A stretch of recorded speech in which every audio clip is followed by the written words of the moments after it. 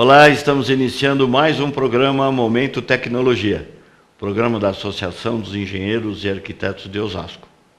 Hoje nós temos uma pessoa, um amigo, ele é de formação radialista, o Gustavo Fernandes.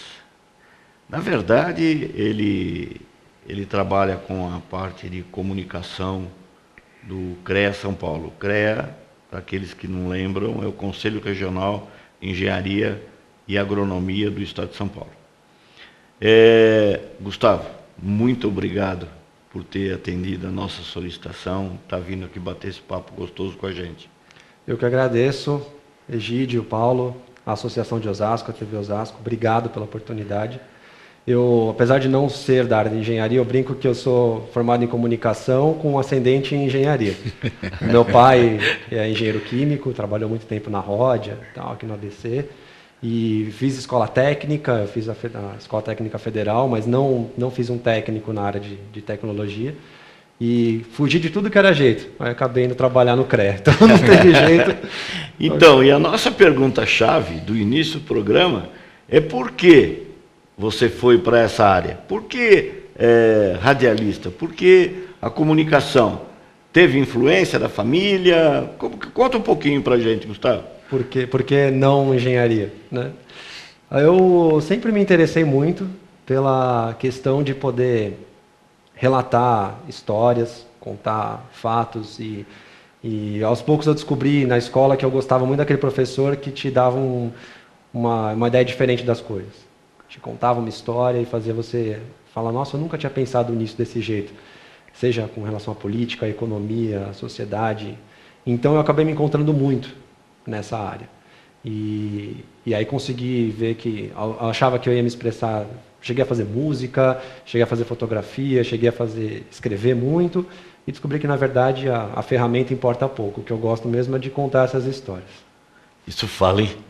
Isso fala, hein? Na verdade, aí é interessante, né? Porque você falou que você gosta de reportar a história no sentido do acontecido, né? Ou do acontecendo, né? Exatamente. Agora, isso dentro da área de engenharia também, ela tem um grande foco, né? Porque se você pegar a história da engenharia e for vendo todas essas modificações tecnológicas que ela acontece, né, é muito forte isso aí. Tem um vasto campo. Nossa! Dá para escrever alguns livros. Eu sou admirador da engenharia, muito, né? E aprendi a respeitar demais isso, porque na época eu tinha aquela ideia de que não, engenheiro é tudo quadradinho e é racional e não tem espaço para criatividade. Aí você vai para o mercado de trabalho, você vê que a verdadeira criatividade está na solução de problema. Isso. E ninguém melhor do que o engenheiro, ninguém é mais bem treinado que o engenheiro para solucionar problemas. Então, lidando no dia a dia, seja com meu pai, né, quando eu morei com ele e tal, no tempo que eu morei com ele, aprendi muito, com relação também ao meu dia a dia de trabalho no CREA, aprendi demais com os engenheiros por essa questão da criatividade aplicada, da criatividade na hora de resolver um problema. Que bom. E isso te dá uma satisfação. E é o que a gente estava conversando antes, o importante da vida da gente é a satisfação que a gente tem de estar fazendo as coisas, né, acontecerem. Pois é, eu tinha, ao longo da faculdade de comunicação social, o sonho de 9 entre 10 alunos lá era trabalhar numa emissora de TV. E eu, trabalhando no CREA, não tive essa oportunidade, todos os meus colegas foram para emissoras, e depois de um tempo, conversando com eles todos meio decepcionados, chateados, porque não estavam fazendo um trabalho que eles gostavam, não via motivo naquele programa no qual eles estavam trabalhando. E, em compensação, eu já estava satisfeito, porque além de trabalhar no CREA, que era um órgão público, que é um órgão que, se eu faço meu trabalho bem feito, eu beneficio a sociedade e não dou dinheiro para o empresário, eu também comecei a fazer as minhas viagens para a África e descobri ali o verdadeiro propósito das coisas. Eu falei, pô, não importa muito a atividade que eu estou fazendo, o que vale é o propósito pelo qual eu estou fazendo. Então ali eu vi a motivação, ali eu vi a minha satisfação profissional. Então, nessa área de comunicação do CREA, né, hoje especificamente você está dando uma visão da própria instituição, é isso, né? Exatamente. Quer dizer, colocar ela dentro da sociedade, tornando ela mais visionária no sentido, mas é do público fechado da engenharia ou o público aberto? Como é que funciona essa parte de comunicação? A gente trabalha lá com os dois públicos, tanto o público interno, que vamos chamar de interno, que seria o público dos profissionais da área, engenheiros, os agrônomos, os técnicos, tecnólogos, mas também trabalhando com a sociedade, porque esse é um dos objetivos do CREA, proteger a sociedade, defender a sociedade. Então, colocar a área da engenharia para se posicionar dentro desse cenário, poder dar as suas opiniões e se colocar de forma técnica dentro das questões que envolvem a comunidade. Quer dizer, tornar o CREA mais interligado com a sociedade, né? Principalmente nos momentos que nós estamos vivendo agora, né? Onde tem a necessidade até de um pronunciamento da própria instituição, né? Se pronunciar a respeito de determinados assuntos, né? Que não ficam ela só fechada, obsoleta, né? Em termos de comunicação. Eu acho interessante essa posição. E o que você conta para a gente de novo nessa área aí? O que tem de novidade aí? Dentro da área? Da engenharia, do CREA. Olha, o que a gente tem visto muito no contato agora, principalmente usando redes sociais com o público da sociedade, a gente tem visto um interesse muito grande em questões, primeiro, mercado de trabalho. Então, eles pedem muito que o CREA se posicione e apresente soluções nessa área de carreira, de cursos e eventos. Nós também vemos uma preocupação muito grande com questão de equidade racial e de gênero.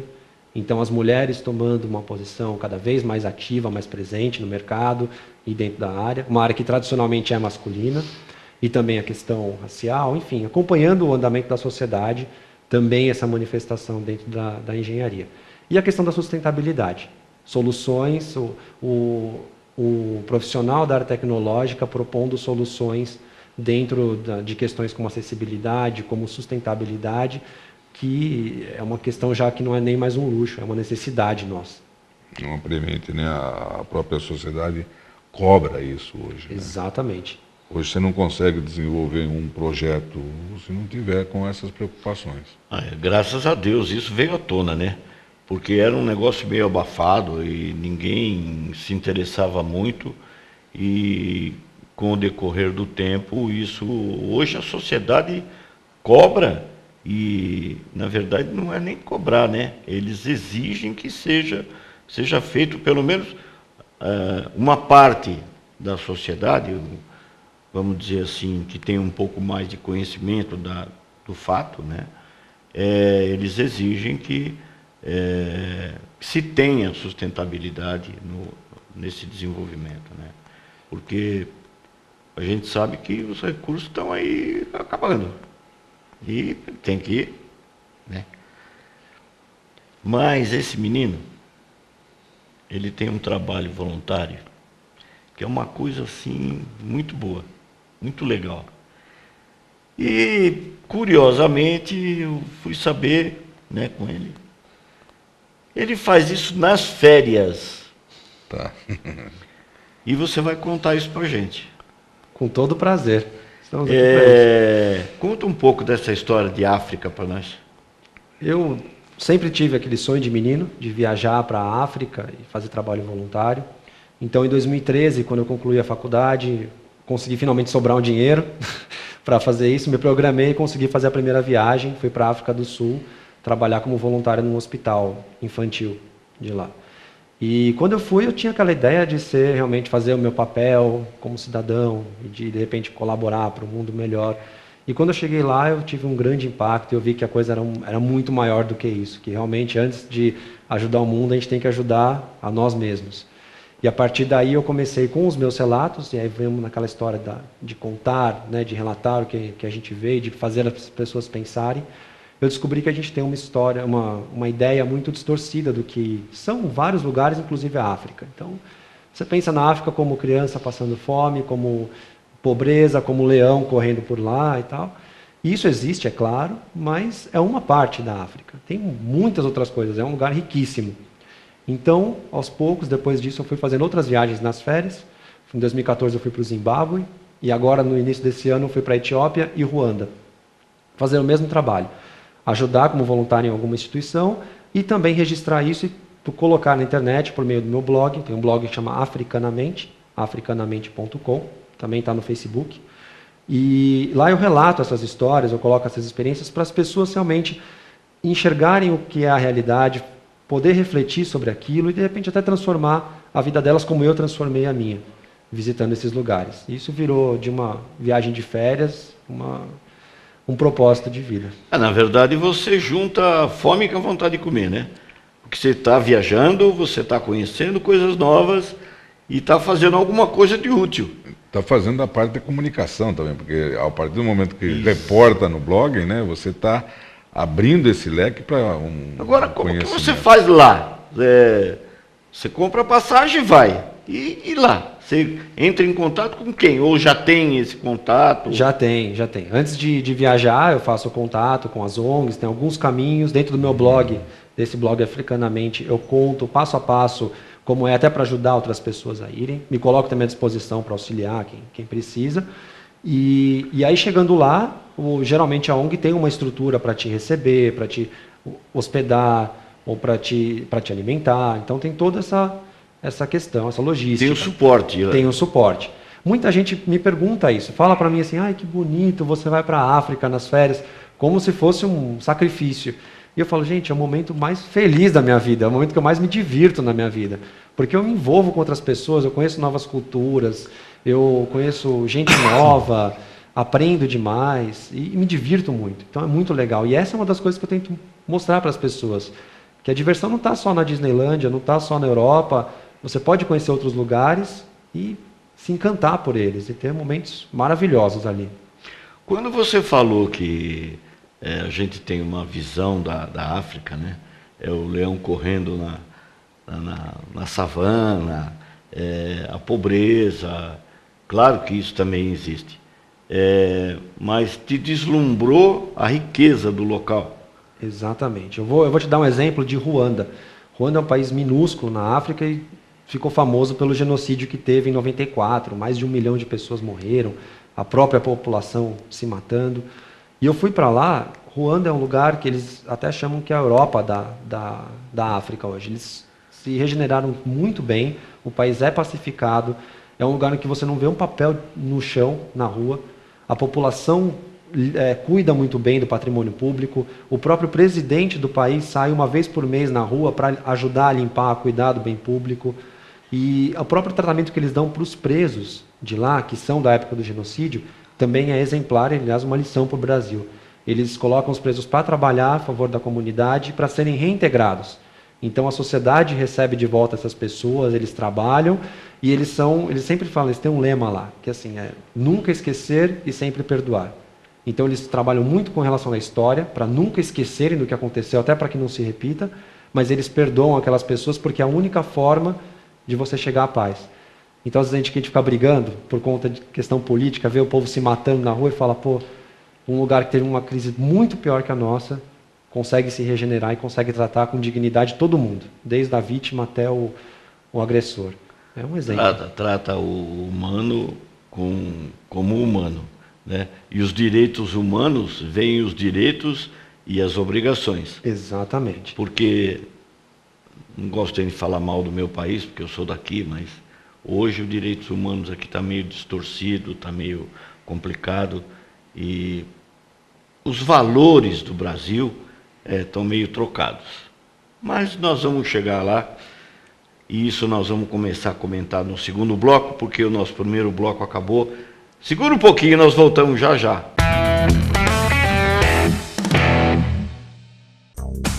A Caixa de Assistência dos Profissionais do CREA, Mútua São Paulo, traz muito mais qualidade na sua vida, com muitos benefícios e vantagens para você se associar. Empréstimos com taxas competitivas, Equipa Bem, crédito agrícola, construa já, aquisição de veículos, auxílio empreendedor, férias mais, garante saúde, Educatec, entre outros. Entre em contato e seja um sócio contribuinte. Mútua São Paulo, Caixa de Assistência dos Profissionais do CREA. Muito mais qualidade na sua vida.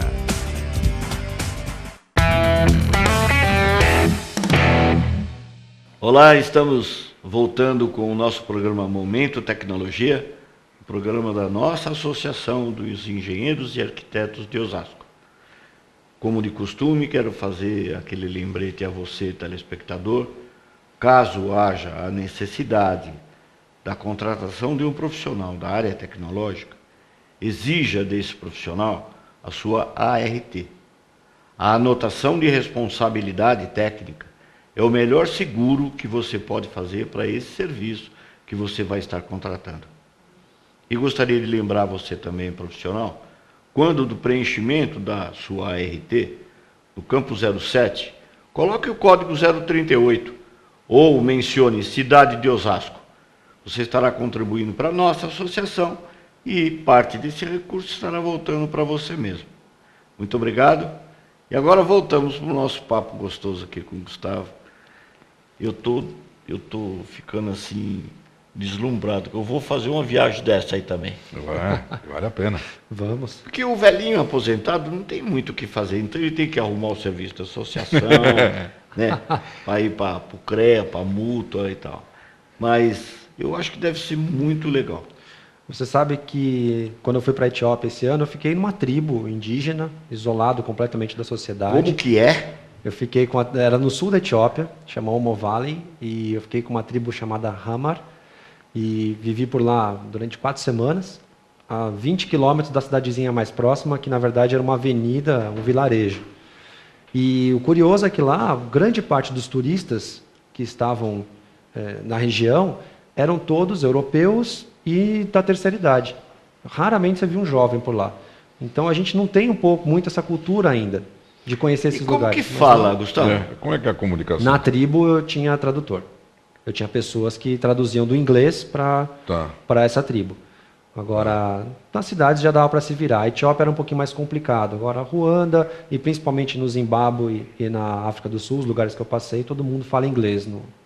Na cidade você consegue se comunicar. Mas não é o idioma oficial.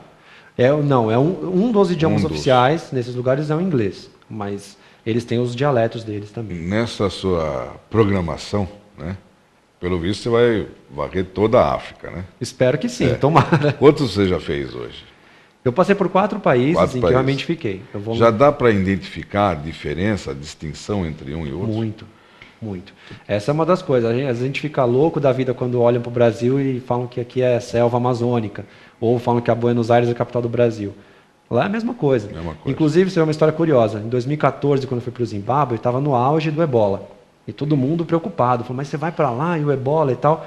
Eu falava, sabe que São Paulo está mais perto da região do ebola do que o Zimbábue, onde eu fui. Aí ele disse, sério? Eu falei, São Paulo está 5.100 quilômetros, o Zimbábue estava 5.200.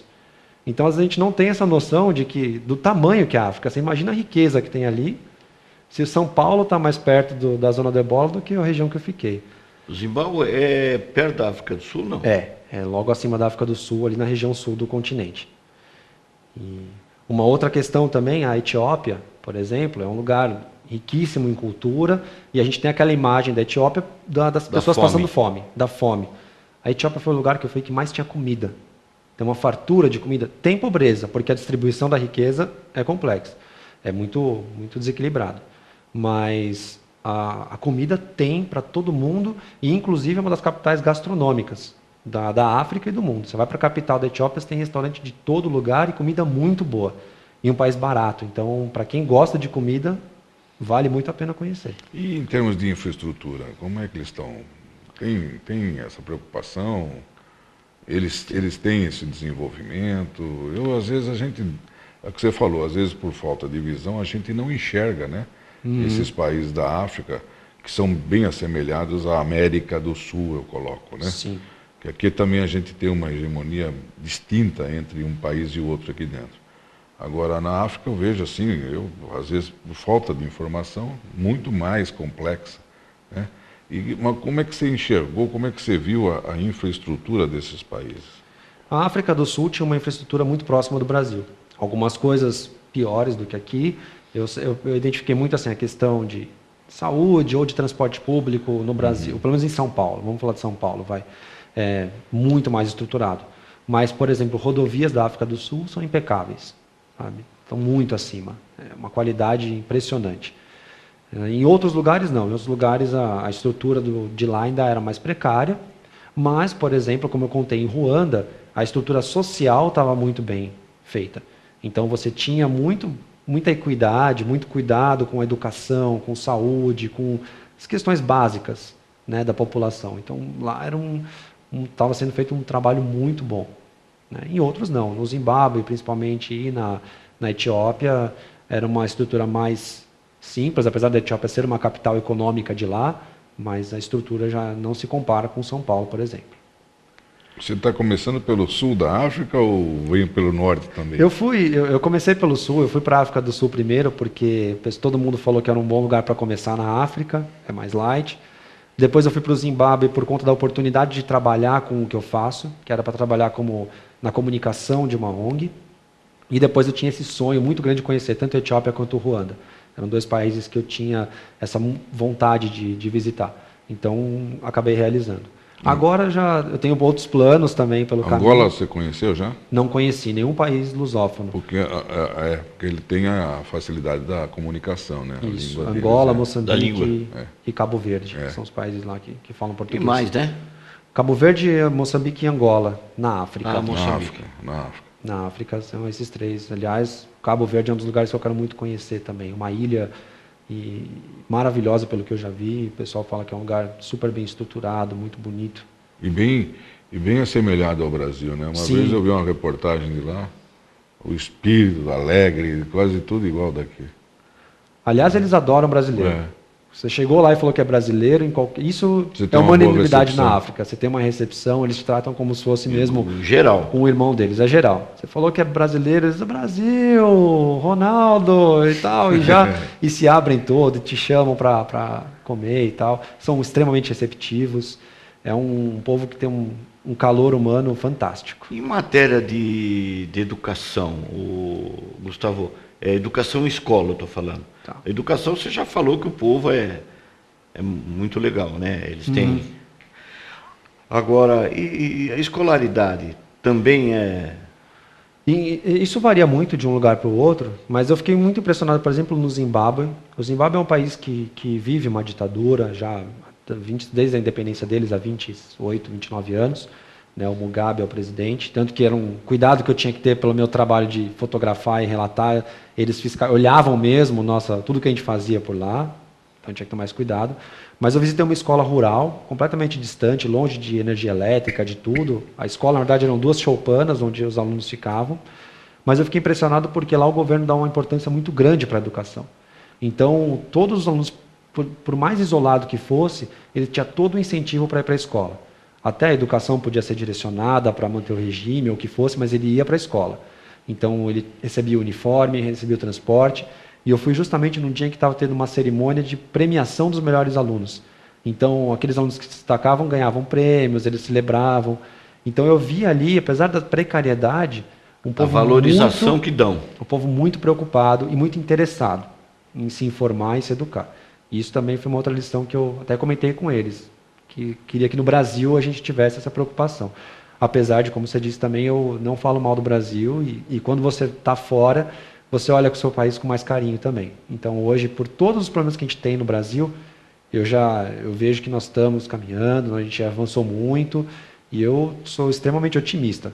Com mesmo crises que estão acontecendo, eu acredito que a gente... Não, eu também sou. Eu critico porque eu acho que a gente tem que criticar. É criticando que a gente chega em algum lugar e não é só criticar, tem que ajudar também. Né? Exatamente. Fazer a parte da gente, pelo menos. Né? Mas essas coisas que a gente vê. Você mesmo falou, né? Não, vou conhecer a Disney, vou conhecer o Museu do Louvre e esquece de algumas coisas, né? Mais de base, né? Mais... Os valores mesmo de uma civilização, de uma... Exatamente, e às vezes com tantos atrativos com tanta riqueza quanto aquilo. Tem uma autora nigeriana, eu sempre cito ela, chama Chimamanda, ela tem uma frase para mim que é perfeita. Ela fala que o problema do estereótipo não é que ele é mentiroso, mas que ele é incompleto. Então, quando você fala que o brasileiro é carnaval e futebol, não está errado. Nós temos um carnaval e futebol. Mas nós não somos só isso. É. Então, a mesma coisa da África. A África tem o leão, tem a savana, tem a pobreza? Tem, mas não é só isso. E quando você se permite conhecer todas essas coisas, sua visão de mundo abre e a própria vida tem uma outra Eu motivação. acho que aí que está o link, né, que nós estávamos falando, da história, né? Isso. A história de um país, a história de um continente, é que amarra toda essa situação. Porque se a gente voltar no tempo, né, tem as migrações internas, tem os ajustes, tem as acomodações, tem a própria a parte geográfica também, né? Então aí você vai começando a ver, só que se você não fizer uma amarração através de um item chamado história, você se perde, você perde esse link, né? Então você passa a ter o estereotipo apenas, e que é muito fútil, né? Se você tem que enraizar, né? Verticalizar no sentido de buscar essa Então, mas é para onde informação. nós estamos indo, né? Vamos ver se agora toma jeito. Eu queria te fazer uma pergunta, a gente falou da savana, do leão e tal. Você chegou aí ver isso aí também? Fui. Inclusive no Zimbábue eu fiquei hospedado num chalé dentro do Parque Nacional. Então era muito comum eu estar jantando e passar um elefante, passar um búfalo, ou o leão eu não vi ali no meu alojamento, eu vi fora, né, em alguns lugares, mas tinha assim crocodilos enormes. Então em alguns lugares eu vi, tive muito contato. Quer dizer que você ficou no meio da selva mesmo? Em algumas vezes, sim. No Zimbábue eu fiquei. Não, e na claro tribo, que não direto, mas... E na tribo agora, na Etiópia também, sem energia elétrica durante um mês, e me alimentando praticamente de comida vegetariana, porque não tem como conservar a carne ali, e vivendo com isso, às vezes com aranha, escorpião. Esses dão mais medo do que o leão. Se encontrar com um escorpião, com uma aranha gigantesca, é pior do que dar de cara com um leão, cara. Na parte dos desertos tem muita cobra. Muita cobra. Porque a hora que você chegar na parte alta da África, lá vai ser os desertos ali. Porque agora você só foi onde tem floresta, né? Isso. Por enquanto só na savana, só na floresta. Agora estou com planos, vamos ver se no ano que vem, se tudo der certo, eu saio da África e tenho planos de ir para a Palestina agora, fazer esse mesmo trabalho. Vamos ver se dá certo. O CREA vai dar passagem para ele para o Afeganistão só de ida. Um dia a gente chega lá. Um dia... Não, é que ele está querendo comprar uma passagem dessa para a sogra dele. Ah, só de ida. Tem muita gente querendo mandar também a sogra lá para a savana africana. Mas essas coisas... Quando eu falei para você da escolaridade, da cultura, da educação, eu falo muito que o Brasil se perdeu com isso. Eu acho que a gente tem uma linha divisória na educação aqui no Brasil. Não estou querendo culpar nem dar nome, nada e tal, mas é um marco antes de Jarbas Passarinho e depois de Jarbas Passarinho. Não estou criticando, não estou dizendo que ele é ruim, o jeito dele foi de administrar e algumas modificações foram introduzidas e acabou virando essa confusão aqui na educação no Brasil, né? Algumas coisas foram suprimidas e tal, mas desculpe o meu desabafo. Infelizmente, o nosso tempo acabou. Já? Já. É gostoso o papo, né? Bom demais, né? Para falar disso, eu posso passar eu quero agradecer o dia todo. Você ter achado um tempo de ter vindo aqui e deixar para você fazer as suas considerações. Obrigado, Egídio. Obrigado, Paulo. E para fechar, se pudesse deixar uma mensagem de tudo isso que eu vivi, eu sempre comento que é a questão de que eu descobri na África que felicidade mesmo, o dinheiro não compra e a gente não acumula. Isso está nas experiências que a gente vive, no que a gente carrega. Então, quero convidar todo mundo para acessar o meu blog, o africanamente.com, a curtir a página para compartilhar isso, porque justamente tem a frase que diz que felicidade só é verdadeira quando é compartilhada. Eu acredito muito nisso e ninguém pode ser feliz sozinho, Tom Jobim já dizia. Aliás, essa palavra está muito na moda, né? Compartilhar. Compartilhar, vamos compartilhar felicidade. Obrigado, Gustavo, obrigado, Paulinho.